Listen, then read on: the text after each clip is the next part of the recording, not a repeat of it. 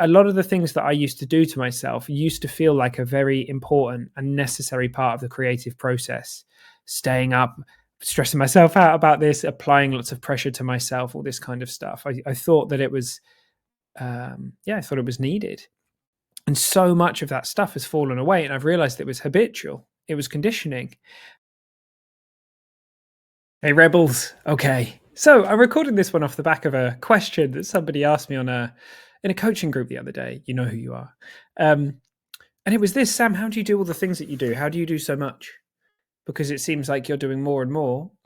Now, how do you do it all? I have, a number of projects, different podcasts, creative pursuits. I'm often writing poetry, coaching, all these different things. And I had to sit for a minute. And what seemed very, very clear to me is that the honest answer to that question is that I don't feel like I do all of the things that I do.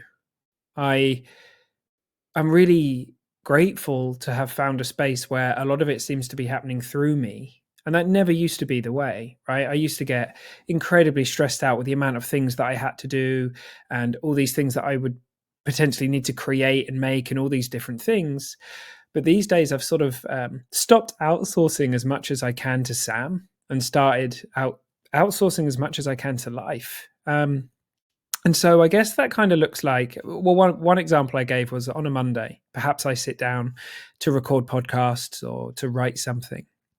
And I think there's real power in consistency and kind of showing up for the muse, saying, "Hey, I'm here. I'm dedicated. I'd love to see you." But if there's nothing there, if something doesn't show up, I don't make a huge deal out of it. I'll go for a walk, or I'll go to the park, or go look at the water near my house or something like that, or listen to some music, or do something different, something that I do feel called today to do. Perhaps I'll mix up my kind of weekly routine a little bit.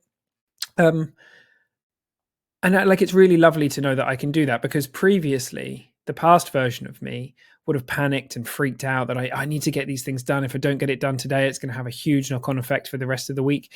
But I've kind of just put my trust in something much, much bigger and much more powerful and intelligent than me, universal mind, rather than my mind. Just giving it over to the universal mind. And look, on those Mondays, if those things don't happen, if I end up doing something else instead, then something will happen on Wednesday or Thursday. I'll come off of a coaching call much like this, and I'll be inspired to sit down and record something.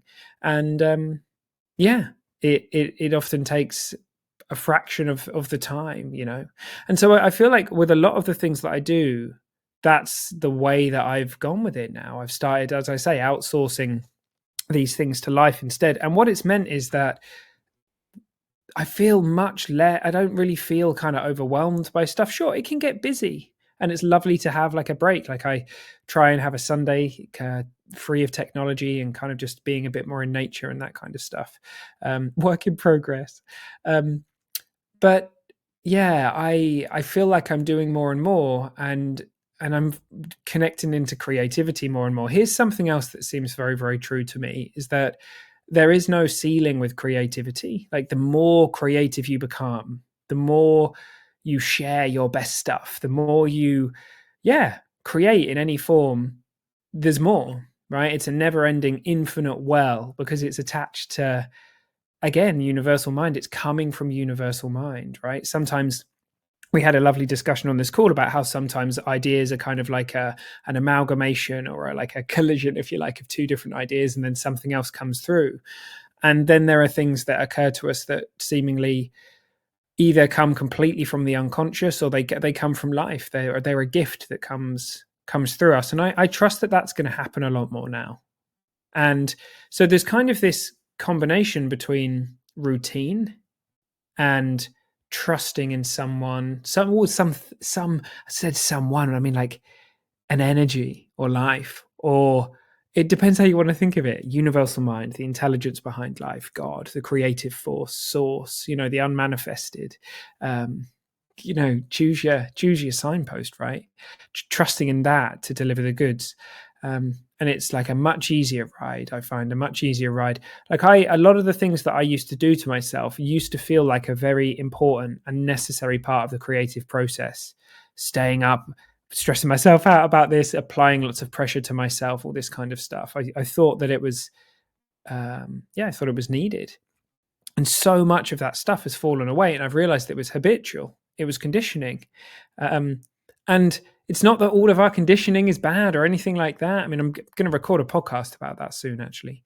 Um, but a lot of the stuff, the programs that I was running, they weren't necessary. They weren't necessary. We can tap into a deep well of creativity, and resilience, and peace, and insight, without any requirement to have to stress ourselves out or any of that kind of stuff. So that's worth knowing, right? That's worth knowing, because there was a time in my life where that seemed a million miles away, a million miles away. So sometimes when we hear perhaps me or other people say things around, tapping into source to find creativity and stuff like that, it's just following our own inspiration a lot of the time, following the breadcrumbs, seeing. So the other day I sat down to write a poem. The title came to me and I just was like, okay, let's see where we go with this. And I started writing. And I think for a lot of us, if we have this idea that, oh, I can't do that, I can't write, or I can't record podcasts or anything like that, it's not that all of this stuff is great. It's not that, we develop skills and we get better at this stuff and fine tune it over time. And there's kind of this interplay between the the formless creative space and us, the intellect and our skills, and there's this interplay between those two things. And it's not that skills and everything aren't important, and of course that helps over time as well. But I know many people who are incredibly skilled and incredibly stressed out about just what they need to have and all the things they need to have in place in order to be able to be creative or do these things, when actually when we're in a good space, when we're settled, when we're not insecure, that's when our most creative moments come. So yeah, what are you outsourcing this week? Have a think. What are the things that you're outsourcing to? Well, what could you outsource even to life? Things that you've been taking responsibility for. What if you could trust in something much more powerful than our personal mind, as powerful as our personal minds are? All right, team. Have a great week. See you soon.